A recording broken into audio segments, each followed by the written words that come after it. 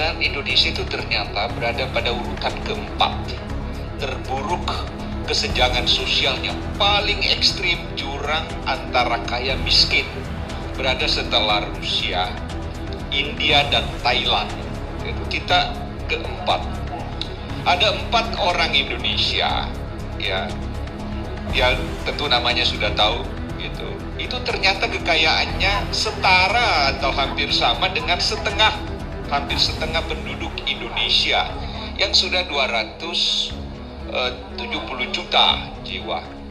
4 orang ini dapat dibayangkan, gitu kan.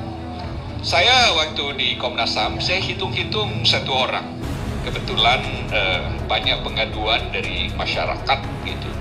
Itu ternyata tanahnya saja yang dikuasai. Tadinya saya kira hanya 5 juta hektar. Tapi setelah saya cek di Kementerian Lingkungan Hidup dan Kehutanan, saya hitung-hitung kembali ternyata 5,2 juta hektar. 1 orang ini tanahnya itu 74 kali lebih luas dibanding seluruh wilayah Jakarta. This belong to one single business company.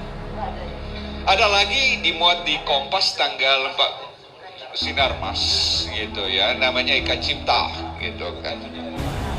Dan ada lagi 5-6 orang itu dihitung ya dari seluruh tanahnya itu yang dimuat di Kompas. Waktu itu kumpul di KPK, Jaksa Agung, Menteri Keuangan, sekitar 50 juta hektar. Itu dapat dibayangkan sekitar 800 kali luas Jakarta. Itu dimiliki hanya beberapa orang. Dan anehnya lagi ya, kalau kita lihat, ada 5 provinsi tidak 1 cm lagi kalau dihitung tanahnya itu tidak dikuasai oleh pihak pengusaha ini. Misalnya Sulawesi Tenggara, karena hitung izin untuk penguasaan tambang, izin ini, izin itu, ya kan? Itu ternyata jauh lebih luas dibanding seluruh dataran provinsi itu. Itu juga sama dengan Kalimantan Timur, sama dengan Kalimantan Utara, sama dengan ini. Itu sebenarnya sudah tidak ada lagi otoritas penduduk setempat, karena izin itu sudah diberikan ke pengusaha-pengusaha di dalam dan di luar negeri. Inilah namanya new colonialism. Indonesia sangat rawan, dan itu diabadikan data itu oleh juga Bank Dunia dalam publikasinya Indonesia Rising Divide. Indonesia semakin hari semakin pecah.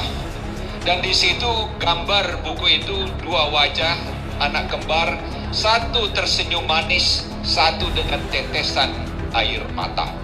Jadi ada kelompok yang menikmati surganya negara ini, dan ada kelompok yang berada penderitaan yang maha pedih. Hidup di negara ini sedikit-sedikit bersuara disebut lagi radikal, bisa saja dicap lagi ini fundamentalis, segala macam.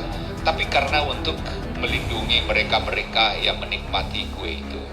Jadi saya kira ke depan kita bisa saja hidup bersama dengan mereka-mereka kalau ada solidaritas kemanusiaan yang ada di ini, tidak dibawa kekayaan mereka ke luar negeri.